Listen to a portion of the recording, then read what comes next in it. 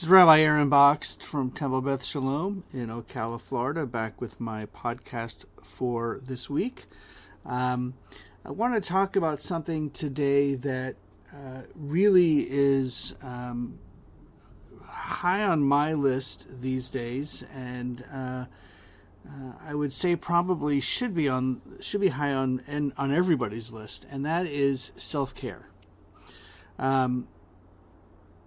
And what I mean by that is the ability to take some time every day or every other day to allow yourself to catch your breath, to pause and think about and reflect upon whatever is going on in your life, in the lives of the people around you, in the world.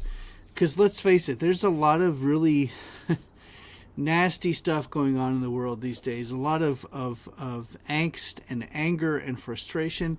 And of course, I'm not talking about in the United States, or I'm not talking about in Israel. I'm talking about everywhere. So yes, of course that includes in our country, and that includes in Israel. But it's everywhere. People are just angry. People are just full of contempt and angst and fear and all kinds of feelings that are draining, are exhausting. One of the conversations I have with my wife all the time, I shouldn't say all the time, probably at least once a week maybe, is that I yawn a lot.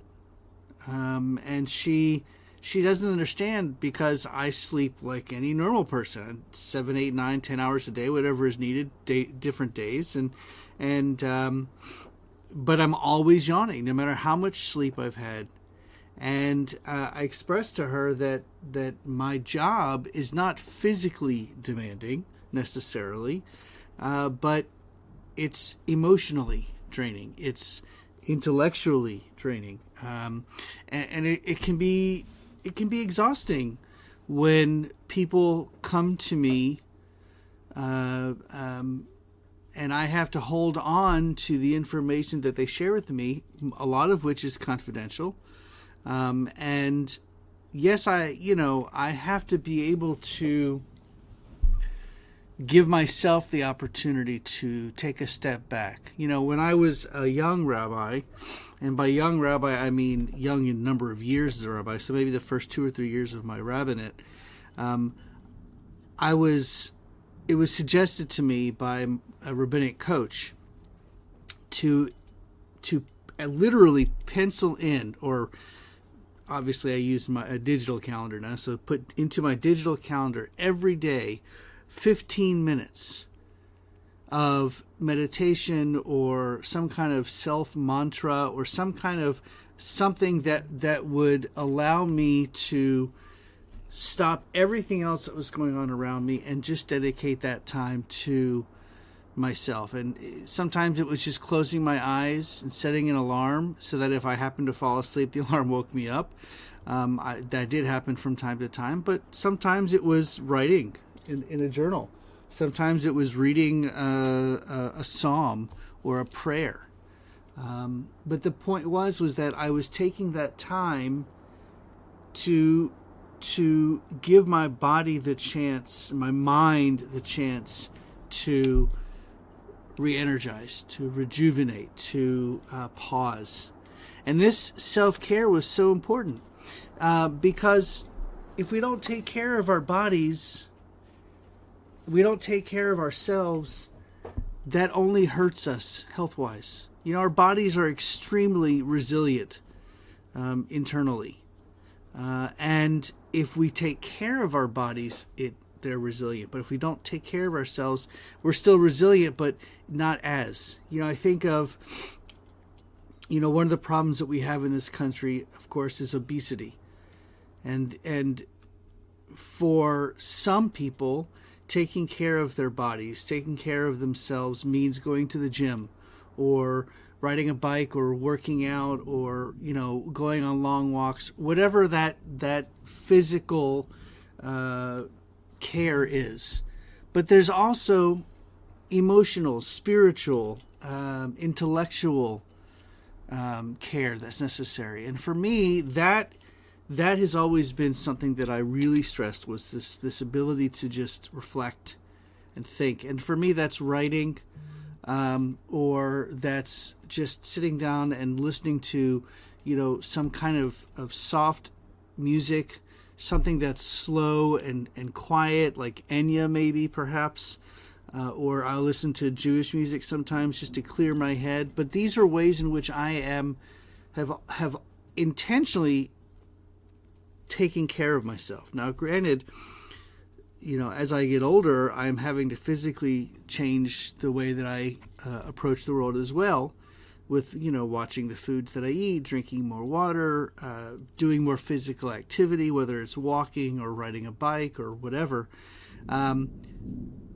But all of these things revolve around the idea of self-care. If we don't take care of ourselves, if we don't allow ourselves the opportunity to just pause, then we can burn ourselves out. Consider, if you will, someone who is taking care of a sick family member, whether it's a spouse or a parent or a child. That requires a lot of energy, physically, intellectually, spiritually. It requires a lot of just pure energy. And if you're taking care of someone who is ill, oftentimes it's a 24-hour day job or 24-hour day responsibility.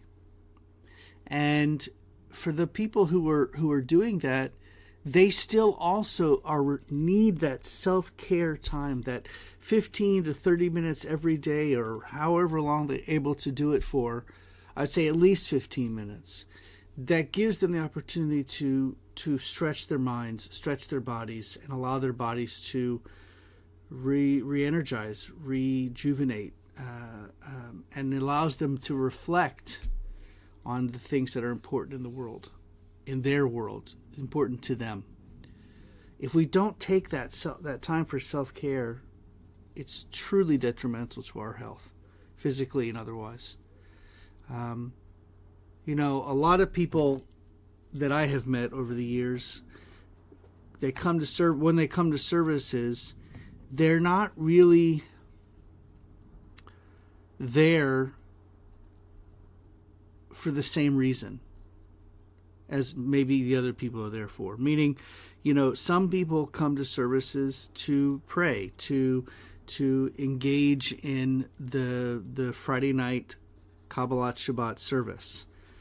Some people come, believe it or not, to hear the sermon. Some people come to hear the music. And some people come to clear their minds. They take that hour or hour and 15 minutes or whatever, and they just allow themselves to be. A number of years ago, I was in a service, and someone's cell phone rang. And while it was shocking to me, I continued with the service. And I noticed it, but I didn't say anything at the time. After the service was over, I noticed that the person whose phone had rung was being confronted by another member of the congregation. Not like physically, but they were talking kind of loudly. And the person that was doing the confronting was upset because they come to services to get away from everything else. And when someone's cell phone rang, it brought them out of that extra space and brought them back to reality, and they were distracted. And it was a perfect example of the outside world getting in the way of our ability to self-care and reflect. I talk about camp all the time, and one of the most important parts about camp, or most important aspects of camp, is that the kids are away from technology for 4 weeks or 8 weeks, depending on how long they go to camp. That's so valuable for them to be able to have that time with their friends, just to be in that environment and not be distracted by outside. If we do that as kids, we should certainly do that as adults. Because as kids, we don't have the stresses and the worries in the world necessarily that we have as adults. Now, obviously, I'm generalizing here. But the point is that self-care is so important. So, take some time today, tomorrow, every day to just think, reflect, and give yourself a moment to reset, to stop what it is that's going on in the world and just allow yourself to be. That, I think, will be beneficial to you as it is to me, and I think that all of us could in the world would do better, would have a better life if we had that ability to escape, even for 15 minutes every day. I wish you an early Shabbat Shalom.